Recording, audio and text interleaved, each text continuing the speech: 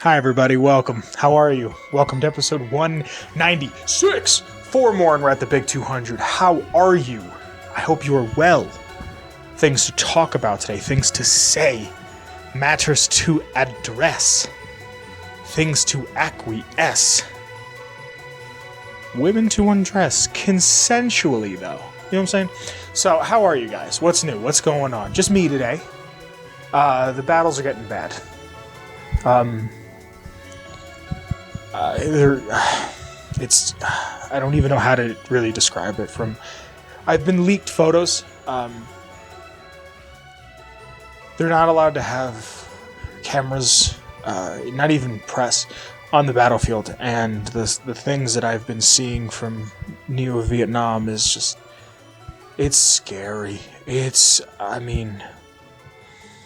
I don't know the definition of a war crime, but I feel like I'm looking at something dirty. Like, not fun dirty. Not like, ooh, like me and my boys are gonna go in the woods and find porno mags dirty. Like, just,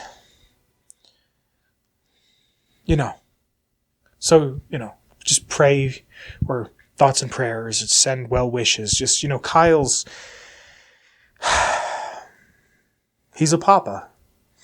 And you know what papa has to go through. Other than that, welcome to the show. I'm Vince. I don't know if I said that or not. Hello.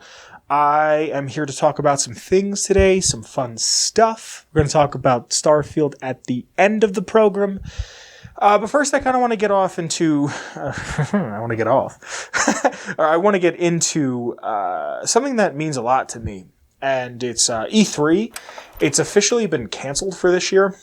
And I think this is the last time they're going to say we're going to postpone it. They say they want to do another one in 2023, and I just don't see that happening. I've said it on the show before. One of my favorite times is E3. I love E3. I love June because you get to see all the stuff. You get to be excited. You get to see all the trailers without gameplay, and it's just CGI footage. And, your mind wanders and speculates and thinks about what could be out there. And, it just kind of feels like it exists. Like it's kind of gone now. And just, I love E3. Like, I've talked about the praises of, like, what E3 means to me, especially just, like, as a kid watching G4 being like, E3, E3, E3, E3, like, it's coming. I remember watching E3 the year I bought a 360, which... 2007, because I don't think I got it in 2006. The year I bought a 360, watching it and like writing down to give a list to my friends of like, these are the games we have to buy. I also remember seeing Fallout 3. Like, this was a game, I wish I had that list. It's probably thrown out. But like, I remember seeing Fallout 3 and being so enthralled by retro futurism and being like, it's the 50s, but in the future. So E3 is pretty much gone. Sony doesn't do it anymore, even if it's there. Nintendo does their own thing. So it's kind of like, what's the deal? What's the point?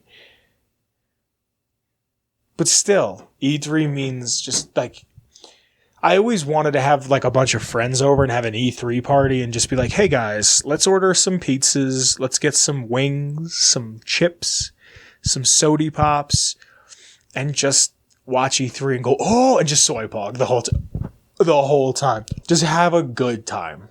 And it's over. But all good things must come to an end. They might do a digital one. I wouldn't be surprised if they do something. I really enjoyed how Bethesda was just like, hey, we're here and we might come back. And then they would come back and like show off nothing. And it'd be like, get ready for this big thing. Bow. I'm going to miss it. I'm really going to miss it. Like I said, they want to do another one, but I doubt it's going to happen. One of the things that I feel like we're all dealing with, and we will be dealing with for a while because of various factors, various things, is COVID. I remember, 2 years ago when this happened and Olive and I sat down to record an episode and we were just like, hey, the world being on fire is rather stressful. And me thinking this is going to be over by September, because the beginning of April, I feel like we were in it about 2-3 weeks at that point. Yeah, I just remember being like, this will be over by September. We'll be good. I'll be going to Japan. Like, it is what it is, and it ain't what it used to be. And we're still here. So, I would like to travel and do things and have fun and go to restaurants and, presume life the way I remember it being. I didn't really think from like 23 to 25 would feel like a lot, but it feels like a lot. Like, I feel like I missed a lot. Anyway, I got my booster, and let me tell you, remember a few weeks ago, if you're a regular listener, when I thought I had COVID and I didn't have COVID, I got the booster and felt like I had COVID. So get the booster, still like mask and do the stuff that you need to do, if it's applicable where you are in your neck of the woods. But like, I was out like for the weekend. I got it on a Friday, Saturday, and Sunday. I didn't do it. I like got up to do my dishes and couldn't. Like, I just couldn't do it. Like, I was just like, I almost fell. Like, I was just so dizzy. Get the booster. Get the shot. Get the vaccine. Get the vaccine. Do what you got to do. Talk to some people. Love some people. It's nice to be out and about in public and do fun shit again. So I would do that. I have somewhat of a shorter episode for you guys today. Nothing too long. Nothing too big. I'm just double checking to see if I missed any news. Kyle sends me stuff all the time. All right, I want to get on my soapbox for like 2 seconds. Just let me have fun with this real quick. I don't know if you guys have seen. I'm going to put it in the background. I don't know if I can. Viacom kind of sucks. If I can, I will. If I can't, I won't. I have a feeling I won't be able to. But there is, if you grew up with a Fairly Odd Parents, I remember like waiting for that to come out. Like, I remember it was that and Invader Zim came out the same day, and like the promos for it vividly. I remember watching this in my parents' bedroom as a small child in like 99, 2000. I remember this. Whenever it aired, I remember this. 2001, post 9/11. I don't remember. They like rebooted. They ended it. Butch Hartman left. Then they rebooted it. The show had already moved to Flash. I'm not a fan of Flash unless you're like a Newgrounds cartoon. But like totally fucked it. They're doing a live action Fairly Odd Parents that looks like ass. They're not going to do it with Drake Bell because he's 40 and he's a child. He's a chomo. Found out about that word recently. He's a chomo. And like, whatever. I don't care. Let the sleeping dog lie. It's dead. Let it stay dead. But if I can show it, the anime, it genuinely looks like some shit I found on Newgrounds when I was 9. Like, I'm going to put at least the walking animation and Crocker's face. That should be behind me now. This right here looks like Newgrounds animation from 2006, 2007, 2008. Even before that. I don't remember what year. It was pre-YouTube. This looks bad. This is awful. This is like Nickelodeon did this. Anyway, just let it die. I hate to see this. It was a show. I remember like being in like 4th or 5th or 6th grade and like coming home and being like, ooh, Fairly Odd Parents, I'm going to watch. Like, I don't know. It's just, it's sad to see this happen. One other thing I want to talk about real quick. Rockstar famously, I'm going to say, really, I don't want to say screwed the pooch. Really the mailman. Really messed up the GTA trilogy. And now they're doing Max Payne 1 and 2, which I'm okay with. I just hope he doesn't look shiny. Like, I hope they keep the grit to it. Like, you don't really have to change much. I have a couple tweets here that Kyle sent me from Nibble. Remedy announces that they will remake Max Payne 1 and 2 using their in-house Northlight engine.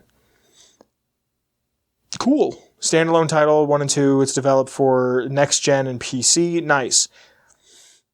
It's cool. I'm into it because I never played the original Max Paynes. I played Max Payne 3 and really liked it. I don't think Rockstar had the rights or the publishing rights or whatever it was to the first two. But, people don't know that. So they're going to think that like Rockstar has some involvement. They might own like the IP, but it might be like owned by Rockstar, published by these people, whatever. I'd like to try it. I just, I thought I should talk about Rockstar a little bit. I don't really have much to say this week. I don't feel like a lot has happened. I'm working on myself, drinking tea, practicing Tai Chi. I'm not. I'm just trying to sleep more, which is healthy for the brain and the mind. I know they're the same. So let's just get into this lore. Before we get into this lore, we have to thank the Patreon. Because of you guys, I can continue to do this. It's a new month, new year, new me. You know what it am, what it be, what it is, what it do. Hope you guys are well. Thank you. We have to thank a couple people. I'm going to regret this later on because of editing, but starting from this one right here, we have to thank Noah. Thank you, Noah. After that, we have to thank Danny. Thank you, Danny. After Danny is Marcus. Thank you, Marcus. And last but certainly not least is TP. I hope that didn't make my brain hurt in editing. If you're watching this, you'll see what I mean.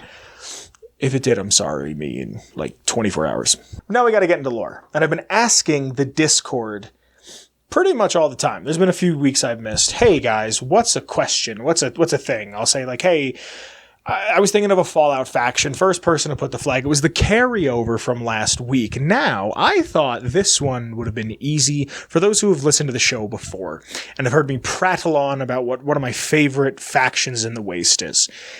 And it took a minute. And I'll be completely surprised when I say someone who's been in the Discord the longest, the Deadly Lampshade, shout out to you, homie, got it with the followers of the Apocalypse. The followers of the Apocalypse spent 11 and a half hours at work. At work today. I am tired. So, he got it right. Congratulations. And I like when someone gives me something a little more unique, a little more obscure.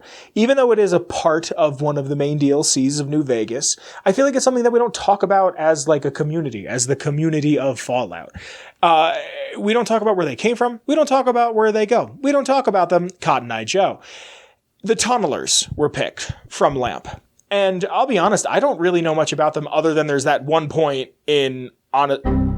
Lonesome Road. I always flip them. I don't know why. And I love Honest Hearts. There's the one point in Lonesome Road where you see the Tunnelers and it's like flashbang, flashbang, flashbang. And we don't talk about them. They're super cool. So we're going to get into it. If you'd like to hear any lore in particular, make sure to join the Discord. Once a week, I ask a question. First person to get the question right gets to pick lore for the weekend. This week's lore comes from the Deadly Lampshade, and it's the Tunnelers.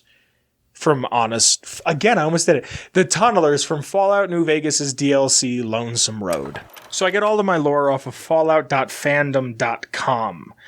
I want to read a Ulysses quote to start us off. He says, "They'll start emerging throughout the Mojave in time. Might be years, probably less. They breed fast, hunt in groups. More than enough to bring down the strongest in the Mojave. Once they draw blood, seen them tear apart Deathclaws. Deathclaw might get some, but the rest will swarm it, tear it apart, like Denver hounds." So these are creatures found on the Divide in 2281.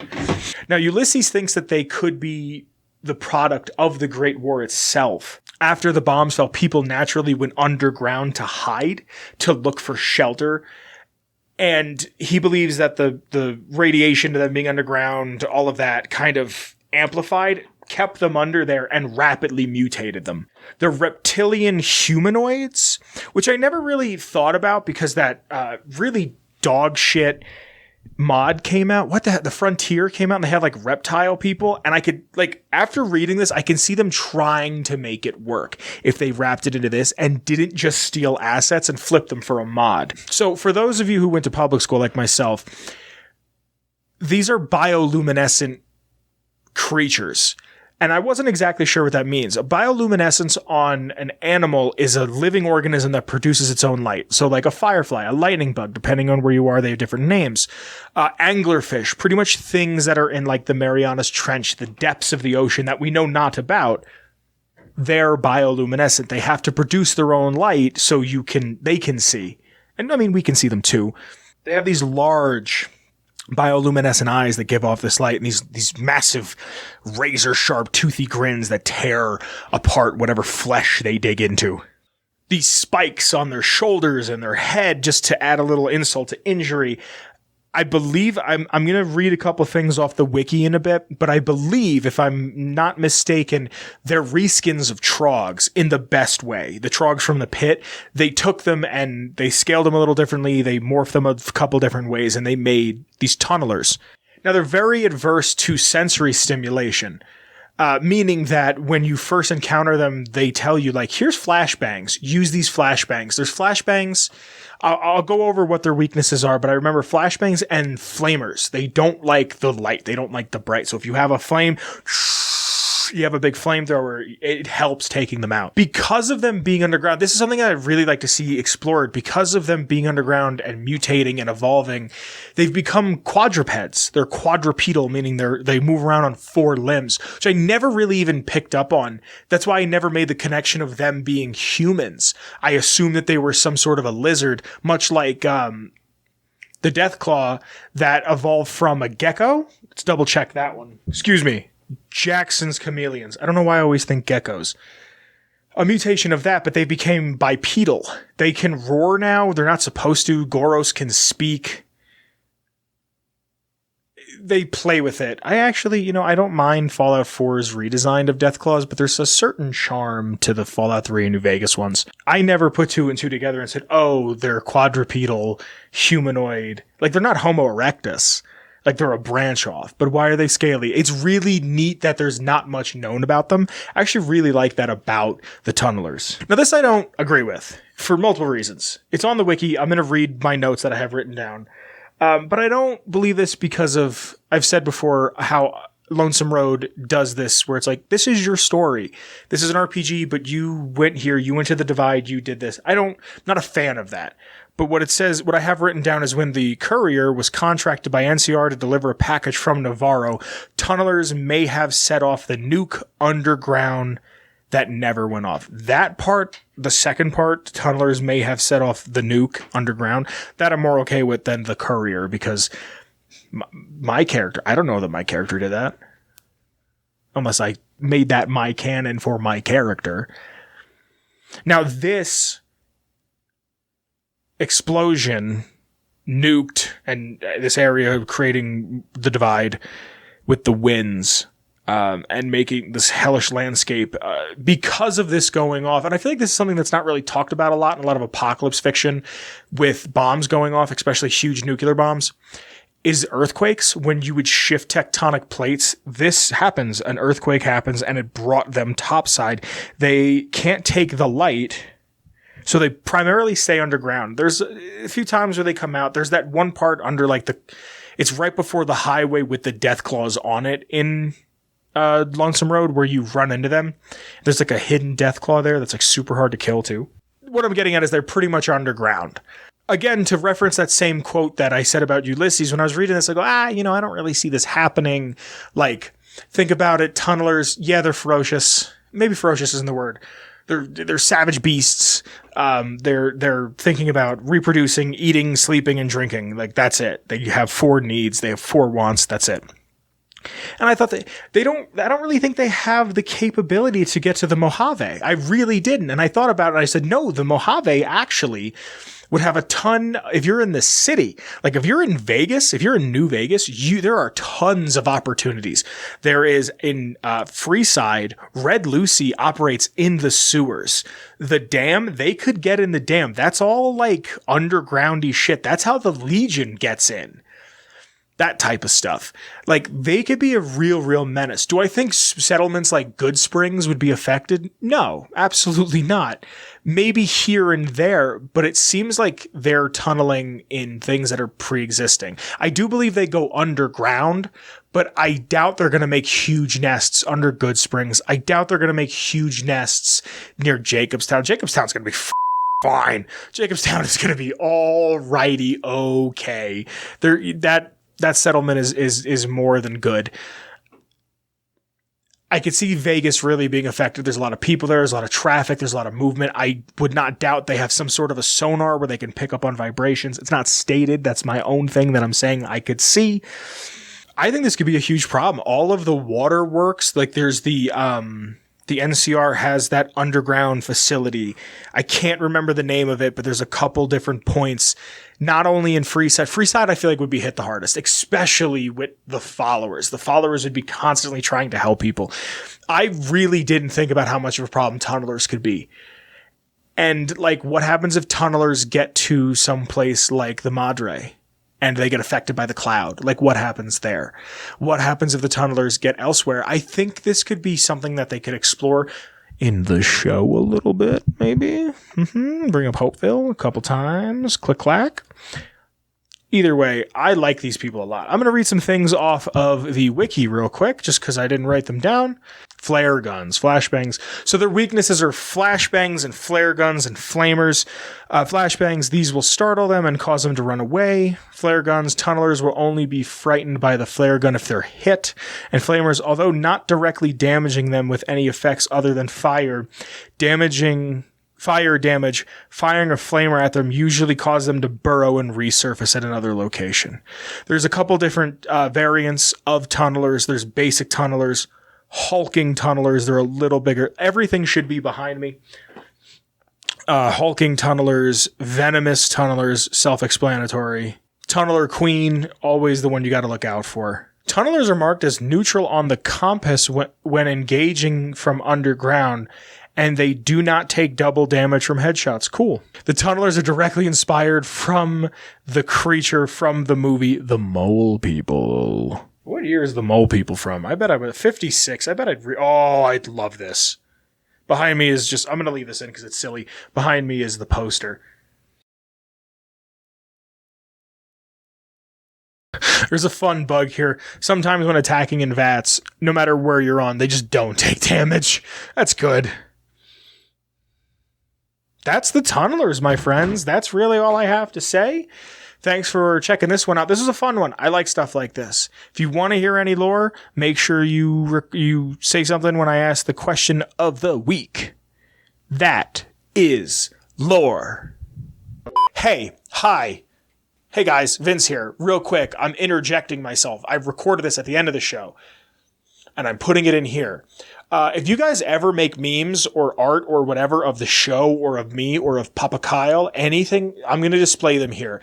I think it's nuts to me that anybody watches this, let alone the amount of subs I have on YouTube, the downloads that I get from podcasting apps, any of that shit. Wild to me. It's even more wild when people join the Discord, and even into space wild when somebody makes memes. Mr. Tom Flood made 2 memes about the companion video. Here's links to the or there should be, I don't know what side I'm on because I think it might flip it, but if I'm right, it's here. That's where the companion video is going to pop up. And like, I think it's just really cool somebody made memes about me. So there's also a companion video. Go check it out. I put some work into it. It's like a 45-minute video. I want to do more tier list videos like that.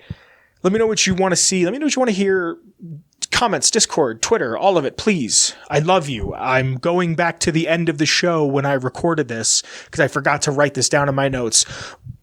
Bye, everybody. Enjoy the rest of the show. I'm here to stop here. I'm here to stop you. What in the goddamn? Let's keep this in the groove, hey? Smooth moves like smooth little babies. You've gone too far. You've gone too far. You know what you're doing is wrong. You're a war criminal in every sense of the word. Please, you and I both know when I get home from this war, I'll be the most decorated soldier of all time. No, I don't want to hear it. I don't want to hear it. I do not want to hear what you have to say. My friend, Kyle, is out there fighting for the lives of women, children, the elderly, everybody in between. And you're just throwing them back out. They're soldiers, pawns in the making. If I could get them better conditions, I would. Before the assassination of President West, you knew we were out of this. You knew it was over. And then Vice President Rogan all of a sudden just becomes president, and you didn't even try to protest. You didn't even try to protest. But what reckon is good for the cooking, Miss Bucko? I don't want to hear it. I don't want to hear it any longer. I'll learn how to make the cookies myself. I'll learn how to do it for the sake of my friend. How many other special guests are out there that have had their lives taken? Well, out of the original 15 SKUs, we still have 8 left, but we've taken Bentley out of Kree's sleep again. I don't care what Bentley has to do with this. I don't care about Bentley. Our boys are dying overseas for a conflict that I don't think we even understand what is happening anymore. We have here. Oh, Amy going to piss his britches. Well, Vic misses his friend. There's no need for you to speak to me like I'm a child. None whatsoever. People used to look up to you. People used to respect you. Your name meant something in this country. Half the world, except for 3 countries, are divided on this, and it's your fault that we're not out of this sooner. Blood is on your hands here every time. Vince, please go yourself. You have no idea what you're talking about. Carl is a papa. You know what responsibility comes with that title. I know he's a papa. I get it. But it's for as long as there has been men, there has been war. This is just the way of human nature, or I can't do a damn thing about it. You're wrong. You're wrong. You're wrong in every sense of the word, and you don't even know how wrong you are. You're brainwashed yourself. You're brainwashed yourself here at him. I miss my friend. He misses his wife, his mistress, his child. And that's why we've taken Bentley along with others out of... I don't give a f*** about Bentley! I don't know what to tell you. My friend needs to come home. He's fought long and he's fought hard. I don't care what the title has to do with anything. I miss my friend.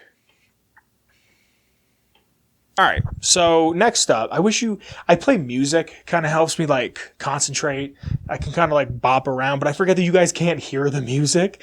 So I'm just like bopping around and dancing, and sometimes I cut it out. I never leave it in. If I'm trying to think, I'll freestyle a little bit, but like, it just kind of loosen me up, because I don't drink wine. I don't drink any sort of alcohol, so I don't have like anything to like calm the nerves. Not that I'm nervous, whatever. We're going to talk about something. There was a video that came out recently about Starfield. I will put probably behind me the video. It's not gameplay. Like, it's gameplay and it's not. And it's neat. And it's cool. And it's all right. And the person, the thing we get to see is a companion, and it's a robot, and there's something about robots in video games when they're your companion that feel very dog-like. I think it's very easy to anthropomorphize the character into a dog-like creature. Maybe that's just me. Maybe that's just how I see it. But that's how I see it. I see it as being very dog-esque. And that's okay. That's fine. That's cool. Whatever. I'm a big fan of dog meat. I love a boy and his dog running through the wastes. So if I could be a boy and his robot dog running through the stars, I'm okay with that. We're maybe like 2 to 3 months away from actually genuinely seeing gameplay and understanding the story and like being introduced to this. But like every time, even at work the other day, I was telling somebody how I like Bethesda games, and they were like, how do you feel about Starfield? And I was like, I'm really excited for Starfield. And I hate saying that because I hate being excited for games, because I don't like to watch trailers or anything. But something about Starfield, everything we've seen, which hasn't been much, just feels like something new in a familiar way. If that makes any sense to anybody out there, let me know in the comments or in the Discord. Something about it feels normal. It feels natural. It feels right. I feel like it's wrong to say, but like my number one fear is Emil is writing it, and I'm afraid the game is going to end with Liberty Prime again. But this dog thing is cool. So like, we're back to talking about Starfield. There will be a podcast episode where I just talk about Starfield for a majority of it. And I have a feeling like I'm going to be talking about Starfield for a while after it comes out. Be it good or bad, I don't know. We made the show. Olive and I made this show before 76 came out. I want to say it's like episode like 20 something, that like around there, 76 comes out, maybe even later. I don't even know. And we just didn't talk about it. We were like, did you play it? Yeah, I played the beta. Oh, did you get the game? Yeah, I got the game. I did this. Like, I went on vacation like shortly after it came out. And then we didn't talk about it for weeks because we weren't playing it. We didn't know what to say. So like, I want to talk about Starfield more because once Starfield is kind of out of the way, we're going to get Elder Scrolls 6, which means we're going to get Fallout 5. And even if it's 2043, we're still going to get it. So like, I'm excited to see these games happen. I'm excited to see what else Bethesda has up their sleeves because they're doing the future. Now they're doing the future, but the future past. And then they're doing like, I guess that's like closest to the present in timeline, whatever. They're doing Fallout, they're doing Elder Scrolls, and now they're doing Starfield. And I'm excited to see this. And this dog thing looks really cool. I might even just name the episode the Starfield dog. But like, he looks neat. And I want to know like what his story is, even though he's a robot. They show a couple things and it's like, if need arise, he has the capabilities for combat. And it's like, that's cool. I like this. I like where this is going. So let me know what you think about Starfield in the comments below. Like I said, guys, this is a shorter episode. I don't really have that much to talk about. I'm super excited for the new Sonic movie. I'm going to try to go see it Thursday. If I can't see it Thursday, I'm seeing it as soon as I can on Friday. I hope you guys are well. I hope you're doing all right. I hope you're happy. I hope you're content. If you like the intro music, it's by Shane Ivers, and you can get it at silvermansounds.com/free music. Stop there. You'll get all of his heaters, but if you throw that / at the end there and put in Feather Duster, you can get the song that intros myself to the show. There's links in the description to my Twitter, Kyle's Twitter, that's what I was fusing together, the show's Twitter. You can come and hang out in the Discord, link down there. Once again, shout out to the Patreon. Thank you, fellas and lady fellas and non-whatever conforming dudes that are out there. I don't know how to talk to people anymore. Everything's confusing. Thanks for being here. Thanks for hanging out. If you want to buy something on Redbubble, you can check it out. I messed up the recording, sorry. Thank you for listening and hanging out. I love you. Please tell those that you love them. It might just make their day. Be safe. I'll see you next week. Atomic Radio Hour Podcast. A Ghoulman Entertainment production.